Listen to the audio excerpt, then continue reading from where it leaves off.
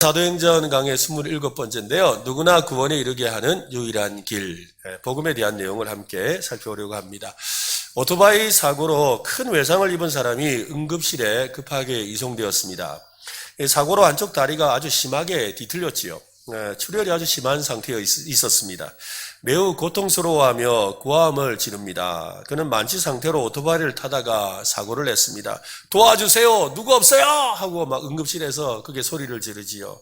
환자가 소리 지르는 소리를 듣고 이 담당 의사가 급하게 달려왔습니다. 의사는 그런 급박한 상황에서 필요한 조치가 무엇인지를 그는 정확하게 알고 있었습니다. 먼저 이 숨을 제대로 쉴 수 있도록 이 기도 확보를 했어요. 이 숨을 제대로 쉴 수 있도록 기도 확보를 한 다음에 그 다음에 적절한 호흡을 유지하도록 조치를 했습니다. 그리고 혈액순환이 제대로 되고 있는지를 점검하는지를 했습니다. 이 세 가지를 응급처치 ABC라고 합니다. ABC 응급처치라고 하거든요. 기도를 확보하고 그리고 호흡을 안정화시키고 그 다음에 혈액이 제대로 돌고 있는지를 확인하는 겁니다. 응급실 의사는 자동 반사적으로 이 응급조치를 취합니다. 산소 결핍증을 방지하기 위한 것입니다. 적절한 산소가 세포 속으로 공급되지 않으면 세포는 곧 죽고 신진대사 기능은 약화되기 때문이지요. 그런 상태가 지속되면 환자는 몇 분 이내에 죽을 수도 있는 아주 위험한 상황이 찾아옵니다. 그처럼 이 산소 결핍증, 이처럼 이 복음 결핍증이라는 것이 우리 신앙생활에 있습니다. 아주 치명적이고 급박한 조치가 필요한 산소 결핍증처럼 복음 결핍증은 우리의 영혼을 위험에 빠뜨립니다. 그리스도인들이 은혜의 복음을 아주 무시하고 또 은혜의 복음에서 멀리 떨어져 살 때 나타나는 그런 증상입니다. 이것은 영혼이 보내는 신호를 무시한 결과지요. 그런데 영혼이 신호를 보낼 때 대체로 우리 영혼이 뭐라고 하는지 잘 몰라요. 그런데 어떤 스트레스 상황 같은 걸 느끼게 돼요. 뭔가 좀 의기소침하고 힘들어지고 이런 지 겪거든요. 그것이 바로 복음의 결핍증이 나타난 증상이라는 겁니다. 예수님을 우리의 생각 안에 작은 분으로 만들어버리고 위대하신 하나님을 매일 겪는 문제조차도 해결할 수 없는 그런 능력이 아주 적은 분으로 그렇게 전락시키지요. 그러면서 우리의 마음속에는 패배의식과 또 비통함과 또 근심과 외로움과 같은 것들이 막 찾아와요. 매주 교회에 나오지만 마음속에는 늘 불안함이 있고 또한 매일 마음속에서 이렇게 걱정이 있죠. 그러다 보니까 기쁨과 은혜와 충만한 삶이 사라져버립니다. 그리고 마음속에는 계속 의심이 들지요. 나는 정말 구원을 받은 걸까? 우리의 모습을 보면서 스스로 생각하는 거예요. 내가 이렇게 좌절하고 실수하고 부인하고 불안해하고 불순종하는 나의 모습을 보니까 나는 아무래도 구원받은 게 아닌 것 같아. 하나님이 날 사랑하지 않는 것 같아 라고 생각하는 겁니다. 그때 제일 먼저 해야 할 일은 복음을 다시 영혼에 불어 넣는 것입니다. 왜? 복음이 부족해서 그래요. 복음이 부족하다는 말은 다른 말로 하면 은혜가 떨어진 거예요. 복음을 통해 하나님의 은혜와 선물을 다시 한번 확신하고 그 은혜를 온 영혼과 삶의 자리마다 채우는 역사가 있어야 되는 것이지요. 사실 우리가 주일 예배에 이렇게 나오는 이유도 바로 그겁니다. 여러분 와서 주의 말씀으로 은혜를 받고 복음의 말씀으로 은혜를 받아 힘을 얻어서 세상으로 나아가는 것이죠. 여러분 오늘 이 자리에 오셔서 은혜 받고 가시기를 바랍니다. 복음의 능력을 맛보시길 바랍니다. 그래야지 우리가 한 주간을 또 살아가는 거예요. 살다 보면 막 힘도 빠지고 또 마음이 의기소침해지고 힘들어지죠. 그럴 때 이 예배에 나와서 다시 한번 복음으로 무장하고 힘을 얻고 은혜 얻어서 세상에 나아가야 하는 것입니다. 우리는 예수 그리스도를 믿음으로 온전히 구원받았습니다. 하나님의 은사와 부르심에는 후회하심이 없다라고 했습니다. 하나님이 우리를 부르시고 구원하신 일에는 후회하심이 없다는 거예요. 아이고, 저걸 내가 왜 구원해가지고. 그때 그 예수 믿는다고 할 때 쟤는 안 된다 했어야 됐는데. 내가 왜 그냥 그때 마음 약해가지고 저기를 예수 믿게 해가지고. 그런 마음 먹으신다 안 먹으신다? 후회하심이 없다고요. 하나님은 후회 안 하십니다. 내가 비록 엉망으로 산다 할지라도 나를 후회하지 않으세요. 하나님의 부르심과 은사에는 후회하심이 결코 없습니다. 그러므로 언제라도 주님 앞에 나와서 다시 한 번 더 주님이 주시는 은혜와 또 구원의 능력을 사모하는 저와 여러분 되시기를 간절히 바랍니다. 베드로는 이 고넬료가 보낸 세 사람을 자기가 묵고 있던 무두장이 시몬의 집에서 하룻밤 지내게 했습니다. 이튿날 그들과 함께 욥바를 떠나 가이사랴로 갔습니다. 욥바에 사는 형제 몇 사람도 함께 갔는데요. 고넬료는 이 자기 집안 사람뿐 아니라 친척과 가까운 친구들까지 모아놓고 베드로를 기다리고 있었습니다. 하나님이 베드로를 통해 하실 말씀이 모두에게 도움이 될 것이라는 그 생각 때문이었지요. 유대인이 이방인과 교제하는 일이 위법이라는 것은 베드로도 알고 고넬료도 알고 있었습니다. 하지만 하나님께서 환상을 통해서 말씀하신 것에 순종하고 있습니다. 베드로는 드디어 자신이 본 환상이 음식에 관한 문제가 아니라 이방인과의 교제와 관계된 것, 또 이방인의 구원의 문제라는 것을 그는 확신하게 되지요. 베드로는 자기를 부른 고넬료가 자기를 부른 이유를 물었습니다. 고넬료는 기도하던 중에 보았던 환상에 대해서 말해 주었습니다. 환상에서 본 빛난 옷을 입은 어떤 분의 지시에 따라 베드로를 청했다고 하지요. 33절 말씀을 한번 보세요. 같이 한번 읽어보겠습니다. 내가 곧 당신에게 사람을 보내었는데 오셨으니 잘하였나이다. 이제 우리는 주께서 당신에게 명하신 모든 것을 듣고자 하여 다 하나님 앞에 있나이다. 고넬료는 베드로가 하는 말을 전부 하나님이 하시는 말씀으로 받겠다는 자세로 우리는 모두 다 하나님 앞에 있나이다. 우리는 지금 베드로 앞에 있다고 하지 않고 누구 앞에? 하나님 앞에 있다고 하는 거예요. 지금 베드로가 하나님의 말씀을 전하러 왔는데 그 베드로 앞에 있다고 하지 않고 그 말씀을 전하는 베드로 뒤에 누가 계시다는 거예요? 하나님이 계시다고 말하고 있는 거죠. 베드로가 전하는 말씀, 고넬료가 들어야 하는 메시지는 예수 복음입니다. 예수 복음에 대해 베드로를 직접 불러서 들어야 하는 이유가 여러분 무엇일까요? 하나님이 직접 말씀해 주셔도 되지 않을까요? 그렇지 않습니까? 이 기도와 구제가 나에게 상달되었구나 라고 나서 너 참 대단하다. 너 참 나를 경외하고 사는구나. 참 귀하구나. 그래서 내가 말인데 내가 너에게 구원을 주마 하고 그렇게 구원해 주셔도 되는 거 아니에요? 하나님이 다 받으셨으니 내가 너에게 구원을 주마. 너는 이제 내 자녀다 라고 말씀해 주신다고 문제될 거 없지요. 그런데 왜 하나님이 직접 말씀하시지 않고 베드로에게 그것을 들으라고 하실까요? 하나님이 다 아신다고 하셨는데 그 정도라면 이미 하나님의 백성이고 구원받은 사람으로 누가 봐도 손색이 없는 사람인데 왜 분잡스럽게 사람을 보내고 멀리 있는 베드로를 초청해서 직접 듣게 했을까요? 여러분, 경건한 삶을 산다는 것이 하나님께서 구원하시는 조건이 될 수 없습니다. 이게 너무 중요해요. 디도서 3장 5절 말씀인데요. 같이 한번 읽어보겠습니다. 시작.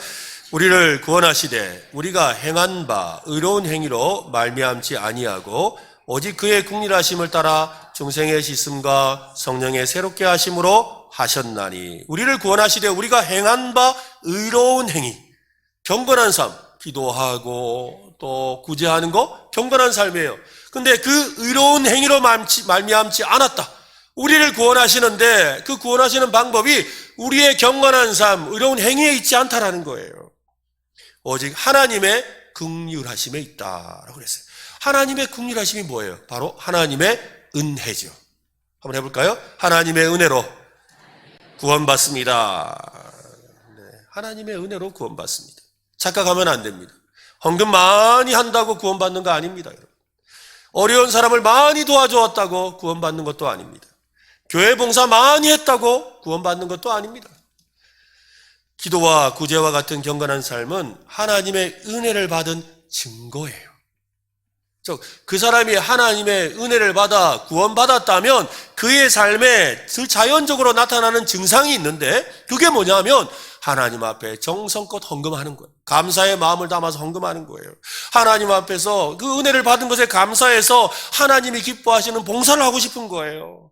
어려운 이웃에게 예수님 사랑 전하고 싶은 거예요. 또 누군가에게 이렇게 헌신하며 사랑을 베풀고 섬기고 싶은 마음이 찾아오는 것이죠. 이 모든 것은 은혜에 대한 감사라는 것입니다. 여러분, 우리가 은혜를 받으면 나도 모르게 섬기고 싶은 거예요. 하나님이 기뻐하시는 일을 하고 싶은 거예요. 하나님의 기쁨이 되고 싶은 거예요. 오늘 여러분 안에 은혜가 있습니까? 있습니까? 그 은혜가 넘쳐나시기를 바랍니다. 그래서 은혜 있습니까? 믿고 나서 여러분 일 시키려는 거 아니에요. 은혜부터 받으세요. 은혜부터 받으시기 바랍니다. 은혜 충만하시기 바랍니다. 은혜에 감사하는 마음으로 봉사하고 섬기고 헌신하는 것입니다. 고넬료는 하나님에 대한 온전한 지식이 없었습니다. 무엇보다 구원에 이르는 길을 알지 못했습니다. 구원을 위해서는 회개와 중생의 씻음이 있어야 합니다. 그것은 하나님의 말씀, 특별히 예수 복음의 말씀을 통해서 가능합니다. 복음의 말씀을 듣고 회개하고 예수를 믿어야 구원받습니다. 고넬료는 듣기 위해 준비하고 있었습니다. 우리도 고넬료와 같은 마음으로 하나님의 말씀을 받아야 합니다. 하나님 앞에 있나이다. 한번 해볼까요? 하나님 앞에 있나이다. 그는 지금 베드로 앞에서 앉아 있는데 하나님 앞에 있습니다 라고 하고 있죠. 이보다 더 훌륭한 하나님의 말씀과 복음을 듣는 마음의 자세가 있을까요? 오늘 우리는 어떻습니까? 하나님의 말씀을 듣기 위해 이 자리에 오셨습니까? 지금 누구 앞에 있어요? 그렇죠. 이창용 목사 앞에 있는 거 아니에요. 누구 앞에 있다고요? 하나님 앞에. 지금 하나님의 말씀을 듣기 위해 앉아 있는 거예요. 하나님의 말씀을 듣는다는 것은 하나님 앞에 하나님의 존전에 있다는 말이지요. 그런 마음의 자세와 태도로 말씀을 받아야 한다는 것입니다. 여러분, 오늘 말씀을 들으면서 어떤 태도로 앉아 있으세요? 아이고, 오늘 목사님 목소리가 좀, 오늘 목사님 넥타이가 좀 이러면서 아이고, 오늘 목소리가 큰 거 보니까 목사님 오늘 준비를 좀 많이 하셨는갑네. 아이고, 오늘 목사님 저래 하시는 거 보니까 오늘 뭘 할라 하시는갑네. 그건 뭐예요? 저 앞에 있는 거예요. 또 어떤 분들은 그래요. 아이고, 목사님 한번 말해 보이소. 한번 들어보자. 그럼 주보 한번 보고 또 이렇게 제목도 한번 보고 아이고, 오늘 목사님 이런 말씀 하실라 하네. 뭐 하는 거예요? 하나님 앞에서 일할 수 있습니까? 어떤 분은 이렇게 다리가 불편해서 그런 분도 계실지겠지만 다리를 탁 꼬고 앉으셔가지고 우리가 하나님 앞에 있다는 생각, 우리가 오늘 예배를 드리는데 오늘 말씀을 듣는데 하나님 앞에서 들으시기를 바랍니다. 바로 고넬료가 그렇게 했다는 거예요. 하나님의 말씀을 듣게 될 때 첫 번째 반응이 있어요. 그것은 무엇이냐면 회개입니다. 회개를 통해 중생의 씻음을 받아야 합니다. 회개는 자신이 지은 죄를 고백하는 것입니다. 하나님을 거부하고 하나님을 믿지 않고 살아온 죄를 고백하고 용서를 구하는 것이지요. 이제부터는 하나님과 그의 말씀을 따라 살겠다라는 다짐입니다. 믿음과 회개를 통해 은혜로 구원을 받게 되는 거예요. 그래서 내가 예수를 믿을 때 마음에 예수님을 믿고 싶은 마음이 들었을 때 회개가 일어나야 돼요. 하나님, 내가 이제 주님 뜻대로 살겠습니다. 내가 이전에는 내 욕심과 내 마음대로 살았지만 이제 하나님의 인도하심을 받고 예수님 뜻대로 살겠습니다. 이것이 바로 회개예요. 하나님의 말씀 앞에 첫 번째 반응은 회개하는 데 있다는 것이죠. 여기 있는 대부분들은 이미 구원받은 사람들입니다. 한번 예수 믿고 회개한 것으로 그치면 안 됩니다. 날마다 자기 구원을 이루어 가라라고 했습니다. 날마다 자기 구원을 이루어 간다는 말은 무슨 말이에요? 날마다 회개하라는 거예요. 날마다 예수 그리스도의 공로를 의지하여 하나님 앞에서 회개하고 씻음을 받는 은혜를 경험하며 살아야 한다는 것입니다. 그 시작은 오늘 고넬료의 고백대로 모든 말씀을 듣고자 하여 하나님 앞에 있습니다라는 자세에 있습니다. 그런 자세로 말씀을 듣고 정직하고 진실하게 반응해야 하는 것입니다. 지금 스스로를 점검해 보십시오. 어떤 마음과 자세로 지금 설교를 듣고 있습니까? 날마다 하나님 앞에서 그분의 말씀을 들으려는 삶을 살아가는 저와 여러분 되시기를 바랍니다. 하나님의 말씀이 우리의 영혼에 비추고 찌르고 회개하게 하시는 은혜를 거부하지 말고 그것을 통하여 은혜를 받으시기를 간절히 바랍니다. 복음은 모든 믿는 자에게 구원을 주시는 하나님의 은혜고 선물입니다. 누구라도 예수 그리스도를 믿으면 구원받을 수 있습니다. 사도 바울은 복음에 대해서 이렇게 말한 적이 있습니다. 로마서 1장에 보면 내가 복음을 부끄러워하지 아니하노니 이 복음은 모든 믿는 자에게 구원을 주시는 하나님의 능력이 됨이라. 먼저는 유대인에게요, 그리고 헬라인에게로다. 그동안 유대인은 아주 외형적인 조건으로 사람들을 차별하고 또 율법을 근거로 이방인들을 판단하고 정죄했습니다. 베드로는 자기가 본 환상과 고넬료의 이야기를 듣고서 이제 구원과 관련된 새로운 시대가 시작되었구나라는 것을 깨달았어요. 지난 며칠 사이에 일어난 일로 인해서 자기가 가지고 있던 이 구원과 관련된 편견이 깨지게 된 거죠. 그의 고백을 한번 보세요. 34절과 35절인데 34절은 제가 읽고 35절은 여러분이 크게 읽으세요. 베드로가 입을 열어 말하되 내가 참으로 하나님은 사람의 외모를 보지 아니하시고 의를 행하는 사람은 다 받으시는 줄 깨달아도. 각 나라 중 하나님을 경외하며 의를 행하는 사람. 이 말이 의를 행해야지만 구원받는다라는 뜻이 아니라는 거 조금 전에 설명했으니까 이제 여러분 아시죠? 여기서 중요한 것은 다 받으시는 줄이에요. 한번 해볼까요? 다 받으시는 줄. 다라는 건 모두 다, 그죠? 모두 받으시는 줄. 하나님께서 선택하신 모든 사람은 구원받는다는 것을 깨닫게 되었다는 것입니다. 하나님은 나라와 민족을 차별하지 않고 구원하시고 심판하십니다. 어떤 사람은 고넬료와 친구들이 베드로가 도착하기 전에 이미 구원을 받았다고 주장하는 사람이 있어요. 베드로가 예수 복음을 전하기 전에 어느 정도 예수님에 대해 알고 있었기 때문이라는 겁니다. 베드로는 단지 성령 세례를 베풀기 위해서 그곳에 간 것이라고 합니다. 천사가 베드로에게 대해서 말한 것을 볼 때 사실은 그런 사람들의 주장은 근거가 없는 것입니다. 오늘 보면 뒤에 있는 11장 14절에 보면 그가 너와 내 온 집이 구원받을 말씀을 내게 이르라. 그러니까 하나님의 사자가 베드로에게 말하기를 고넬료 너의 집과 너에게 구원받을 말씀을 가서 전하거라 라고 했다라는 거예요. 구원받을 말씀을 전하라는 말은 구원을 받았다 안 받았다? 잘 생각해 보세요. 구원받을 말씀을 전하라 했어요. 그러면 고넬료가 지금 구원을 받았습니까 안 받았습니까? 예?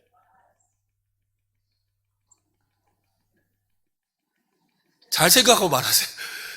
구원받을 말씀을 전하라 했다고요.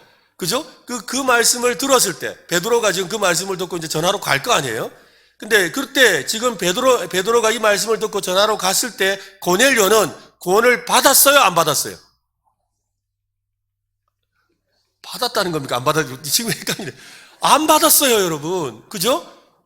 구원받을 말씀을 듣고 구원받는 거잖아요. 맞습니까? 그죠? 구원받을 말씀을 들어야 구원을 받는다는. 이게 너무 중요한 거예요, 여러분. 그래서 제가 계속 이렇게 강조하는 거예요. 베드로는 예수 복음을 전하러 갔습니다. 예수님을 믿고 영접하도록 돕기 위해 간 거예요. 누구라도 예수 복음을 들어야 구원을 받습니다. 고넬료가 하나님의 천사를 만났다 할지라도 그것도 뭘 들어야 된다? 복음을 들어야 돼요. 하나님의 천사가 나타나서 말했잖아요.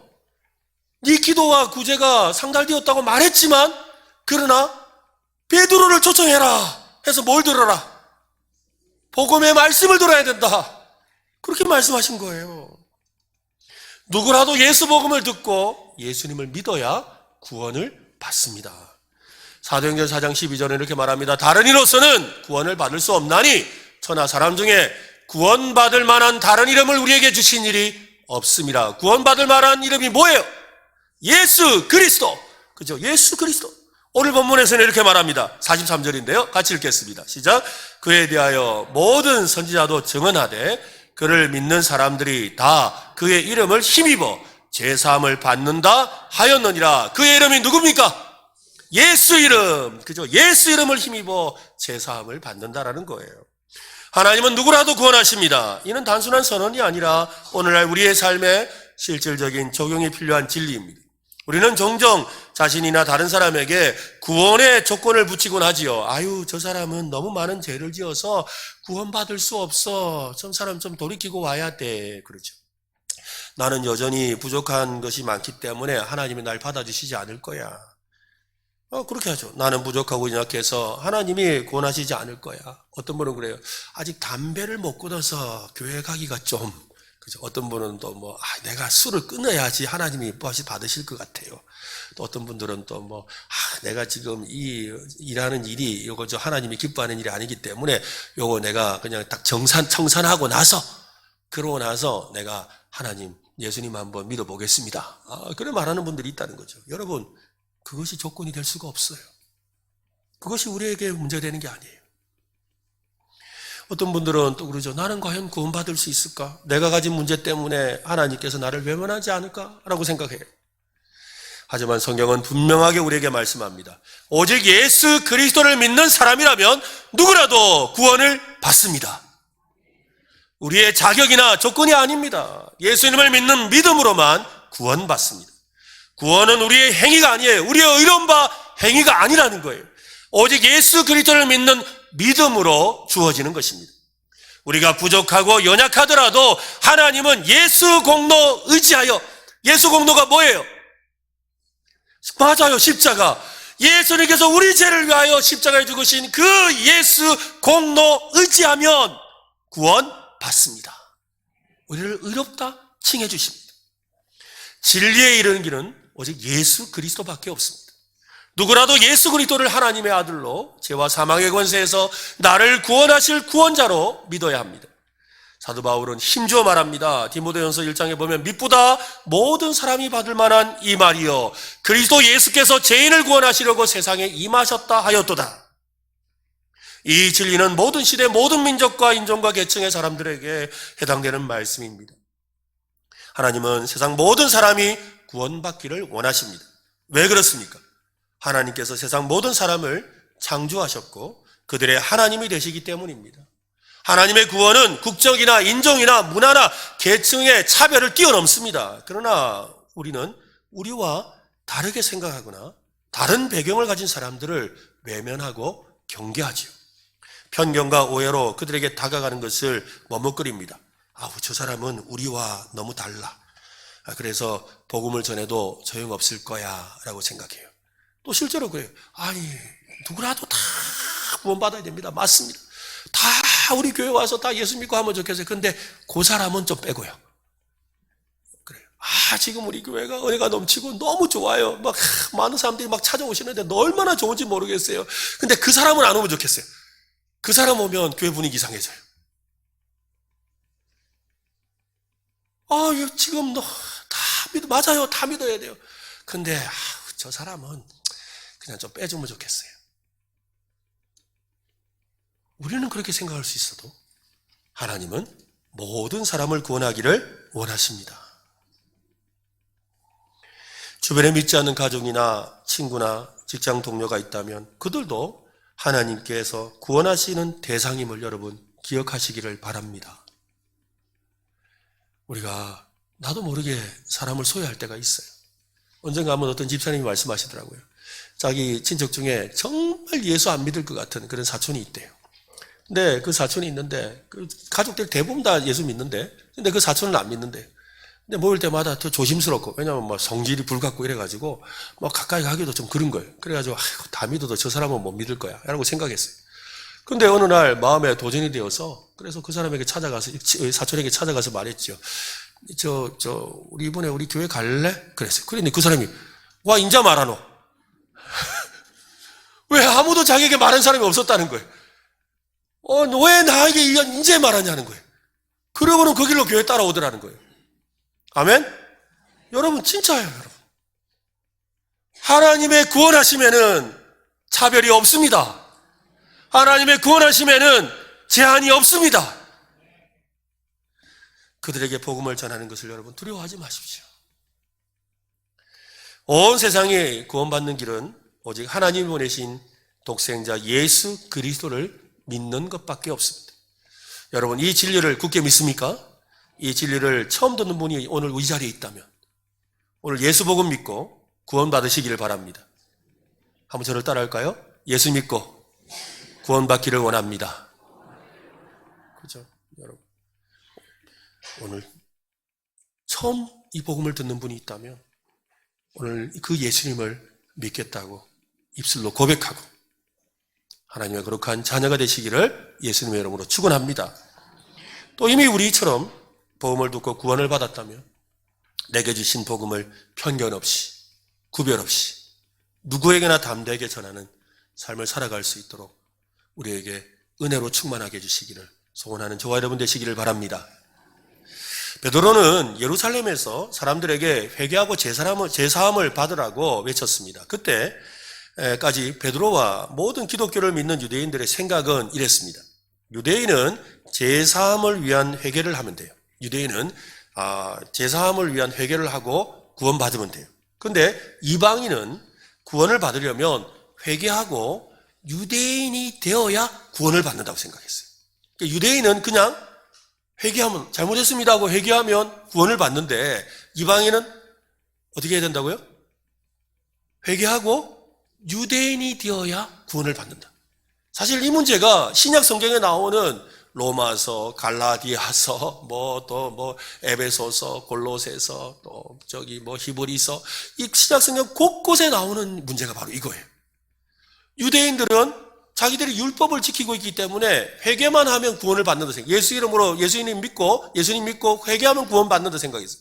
그런데 이방인들은 예수 이름 믿고 회개하고 유대인이 되어 율법을 지켜야 된다는 거예요. 딱 이 틀에 딱 갇혀 있었어요. 그런데 오늘 이 고넬료가 예수 믿는 이 사건을 통하여 베드로가 가지고 있던 이 편견이 완전히 깨져버린 거예요. 이방인도 유대인처럼 회개만 하고 예수님을 믿어야 한다는 거예요. 유대인이 될 필요가 없다라는 것을 그가 깨닫게 된 겁니다. 이방인이나 유대인이나 모두 똑같은 조건에서 하나님의 가족이 될 수 있음을 확신하게 된 거지요. 그 증거가 바로 성령 충만함이었습니다. 베드로는 오순절 성령 강림을 통해서 경험했던, 그때 자기가 성령 강림에 충만해서 사람들 앞에 나아가서 크게 외치며 설교했죠. 너희가 회개하여 각각 예수 그리스도 이름으로 세례를 받고 제사함을 받으라. 그리하면 성령의 선물을 받을 것이다. 회개하고 제사함을 받으면, 구원받으면 성령의 선물을 받는다라고 외쳤다는 거예요. 그때 외쳤던 그의 메시지는 유대인들을 향한 거였어요. 그런데 지금 고넬료는 이방인이에요. 이방인에게 와서 그의 가정에게 복음을 전했어요. 근데 정말 그의 말대로 똑같은 일이 일어난 거예요. 44절부터 46절입니다. 한번 보세요. 베드로가 이 말을 할 때 성령이 말씀 듣는 모든 사람에게 내려오시니 베드로와 함께 온 할례 받은 신자들이 이방인들에게도 성령 부어 주심으로 말미암아 놀라니 이는 방언을 말하며 하나님 높임을 들음이러라. 오순절에 있었던 일이 그대로 일어난 거예요. 후일에 고넬료 가정에서 일어난 일을 두고 베드로는 사람들에게 이렇게 말을 합니다. 하나님이 우리가 주 예수 그리스도를 믿을 때 주신 것과 같은 선물, 성령의 선물을 그들에게도 똑같이 주셨습니다. 내가 누구이기에 하나님을 능히 막을 수가 있겠습니까?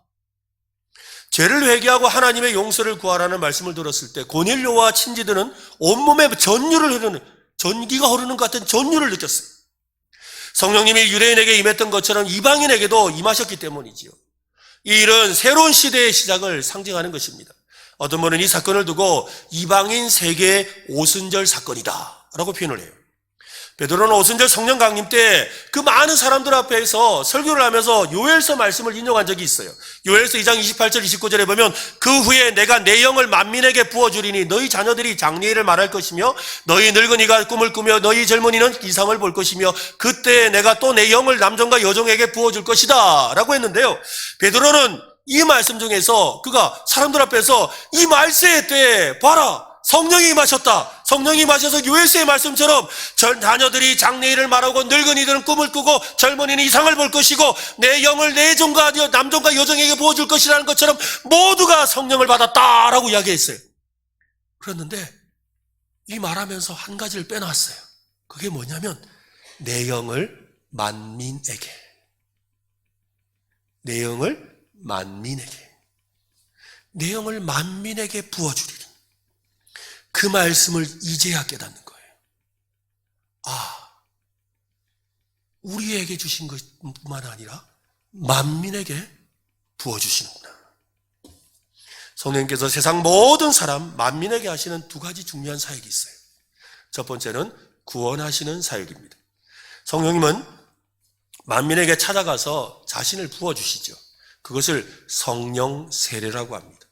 즉 우리의 마음에 복음을 듣기 전에 찾아오셔서 들을 마음을 준비케 하시는 거예요. 오늘 고넬료가 어떻게 됐죠? 하나님이 찾아가셔서 어떻게 해요? 말씀 들을 준비를 하게 하셨잖아요. 그리고 복음을 듣는 거예요. 그리고 고백하는 거예요. 그래서 사람이 마음으로 믿을 수 있도록 믿을 마음을 주시는 분이 성령 하나님이세요. 이것을 어려운 말로 성령 세례라고 하는 거예요. 그러니까 성령 세례, 성령님이 우리에게 찾아오셔서 우리의 믿지 못하는 마음, 믿을 수 없는 마음을 믿을 마음으로 바꿔놓으시는 거예요. 그 전까지는 무슨 소리, 말 같지도 않은 소리. 아이고, 그게 말이 되냐. 아이고, 참, 아이고. 이러거든요. 그런데 갑자기, 믿어지네? 되는 거예요. 성령님께서 믿을 마음을 주신 거예요. 그래서 사람이 마음으로 믿어 의에 이르고, 입으로 시인하여 구원에 이르는 거예요. 그래서 모든 사람에게 찾아가셔서 믿을 마음을 주시는, 뭘 주신다? 성령 세례를 주신다는 거예요. 그래서 그 성령 세례로 말미암아 죄를 회개하고 예수 그리스도를 구주로 믿고 영접하게 되는 것입니다. 두 번째는 충만하게 하십니다. 따라해 볼까요? 충만하게 하신다. 이것을 성령 충만이라고 하지요. 성령 충만은 우리 안에 성령님이 계심을 확신할 수 있도록 어떤 영적인 현상을 체험하게 하세요. 오늘 본문에서는 막 방언을 말하고 하나님의 높이는 말을 찬양하는 소리를 들었다는 것이 바로 그런 체험입니다. 성령 충만은 우리의 몸과 마음과 영혼을 능력으로 충만하게 하세요. 어떤 능력일까요? 복음에 대해 담대함과 열정이 충만해지게 하는 거예요. 그래서 성령 충만은 반드시 복음 증거로 이어지게 되어 있어요. 그래서 여러분 성령 충만하면 막 찬양을 해요. 찬양하는 게 뭐예요? 하나님 높이는 거잖아요. 그러니까 막 사람들 앞에 가서 막 찬양을 하면서 하나님 높이는 거예요. 복음 전하는 거예요, 여러분. 입을 열어서 말을 하게 하는 거예요. 하나님을 말하고 예수님을 말하게 만드는 거죠. 성령 충만하면 입이 열리는 거예요. 꼭 다물고 있던 사람들의 입을 열어 하나님의 큰일, 복음 예수 그리스도를 전하게 하시는 겁니다. 성령 충만한 사람은 하나님의 뜻에 더 민감해지고 복음 전파에 열정을 품습니다. 성령 충만한 사람은 믿지 않는 사람을 옆에 두고 가만히 앉아있지 못합니다. 저 영혼은 어떻게 구원할 수 있을까? 어떻게 하면 저 사람에게 복음을 좀 전할 수 있을까라는 마음이 들죠. 어쩌다가 입을 열지 않고 피곤해서 입을 다물고 오늘은 안 할란다 라고 돌아오면 집에 와서 마음이 찝찝하고 불편해요. 그때 말했어야 됐는데. 그때 말했어야 됐는데. 왜? 지금 성령 충만하기 때문에 그런 거예요. 내년에 333 캠페인을 한다고 제가 설교 전에 몇 번 말씀드렸죠. 그 말을 했더니 미리 걱정하는 분들이 좀 계시더라고요. 목사님 성경 삼독은 힘들겠지만 좀 한번 해보겠습니다. 하루에 3번 기도, 좀 어렵긴 하지만 어떻게 안 되겠습니까? 근데 3명 전도, 이거는 좀 바꾸면 안 되겠습니까? 하고 몇 분들이 저에게 말씀하시더라고요. 사실 그 말을 듣고 저도 마음이 좀 흔들렸어요. 이거 너무 성도님들 힘들게 하는 거 아닌가? 이거 너무 성도님들한테 부담을 드리는 것 같은데, 이게 부담 드리면 안 되는데, 라는 생각이 들어가지고, 우리 2025년 교회를 위한 기도 제목을 이렇게 수정하느라고 쭉 살펴보다가 보면, 거기 보면 모든 성도들이 한 영혼 이상 전도하게 하시고 되어 있거든요. 이거 이제 333을 해야 되니까 3명 전도하게 하시고로 바꿨어요. 바꿔놓은 생각하니까, 한 명도 힘든데 3명 이거 괜히 하지도 못할 걸 적어가지고 이러면 어떡하나 이런 마음이 들어가지고 한 명으로 다시 바꿨어요. 바꿨다가 생각하니까 목표는 크게 가져야지. 그죠? 성령 충만하면 할 수 있습니다. 맞아요. 내 능력으로는 안 돼요, 여러분. 그러니까 여러분 능력으로는 한 명 맞아요, 한 명. 그러나 성령 충만하면 3명 할 수 있습니다. 아멘 좀 하세요, 그냥. 아까 말씀드렸잖아요. 여러분 능력으로는 괜찮다고. 뭐 하면? 성령 충만하면. 다시 하겠습니다. 여러분 성령 충만하면 3명 전도할 수 있습니다. 그죠? 지금 아멘 안 하는 분은 성령 충만 안 하고 싶다는 거죠. 세 명 전도할 수 있어요. 그래 제가 그 마음이 들었어요. 그래 맞다. 우리 힘으로는 안 돼요. 우리 힘으로는 안 돼요. 그러나 성령 충만하면 돼요. 성령 충만함이 뭡니까? 하나님의 말씀이 충만한 거예요. 그죠? 또 우리가 하나님 앞에 기도하면서 하나님의 능력을 의지하는 거예요. 그럴 때 주께서 우리에게 능력을 주실 줄로 믿습니다. 여러분 성령 충만 받기를 원하십니까? 그렇다면 먼저 복음을 깊이 묵상하십시오. 우리의 삶에 자리 잡은 죄를 회개하십시오. 복음을 통해 주신 하나님의 은혜에 푹 잠겨야 합니다. 성령님께서 주시는 사명을 감당하기 위해서 기도와 말씀으로 마음을 무장해야 합니다. 그것이 바로 성령 충만한 모습입니다. 성령 충만해야 제대로 신앙생활을 할 수 있고 하나님을 높이고 하나님이 기뻐하시는 일을 할 수 있습니다. 우리 모두 성령 충만을 사모하시기를 간절히 바랍니다. 고넬료와 그의 집안이 성령님을 받고 기뻐했던 것처럼 구원받은 우리는 날마다 예수 그리스도의 은혜를 누리며 살아야 합니다. 이 기쁨은 단순히 개인적인 만족으로 끝나지 않습니다. 우리의 가정과 직장, 모든 관계 속에서 흘러가야 하지요. 우리의 삶이 복음의 증거가 되고 다른 이들에게 예수님의 사랑을 전하는 도구가 되어야 합니다. 성령 충만은 한 번 받는 것이 아닙니다, 여러분. 한 번 받는 게 아니에요. 성령 세례는 한 번 받아요. 그래서 우리 안에 성령님이 오셔서 나에게 믿을 마음을 주시는 성령 세례는 한 번 받는 거예요. 그런데 성령 충만은 계속 받아야 해요. 따라합시다. 성령 충만은 계속 받는다. 여러분, 등잔대에 불이 붙어 있어요. 등잔대에 불이 계속 타려면 어떻게 해야 되죠? 기름을 계속 부어야 돼요. 우리의 심령에 성령세를 통해서 우리의 심령이 등잔대와 같아요. 등잔과 같다고. 근데 이 등잔에 성령의 불이 붙었어요. 성령의 불이 붙었다고. 이 성령의 불이 꺼지지 않고 계속 타기 위해서는 성령님이 기름을 부어 주셔야 합니다. 그 성령님의 기름이 뭐겠어요? 바로 복음의 은혜입니다. 오늘 우리가 매주마다 이 날씨가 이렇게 추운데도 막 나와서 예배하고 찬송하고 막 봉사하는 이유가 어디 있는 줄 아세요? 바로 우리의 등잔에 복음의 은혜를 채우려는 거예요. 그래야 불이 꺼지지 않아요. 그리고 성령의 불에 충만해서 살아갈 수가 있습니다. 복음으로 채워야 합니다. 예수 복음으로 채워야 합니다. 복음 결핍증에 빠져있는 우리의 심령이 소생되어야 합니다. 복음과 성령의 능력이 충만해져서 모든 민족이 구원을 얻기까지 예수 복음의 일꾼으로 살아가는 저와 여러분 되시기를 예수님의 이름으로 축원합니다.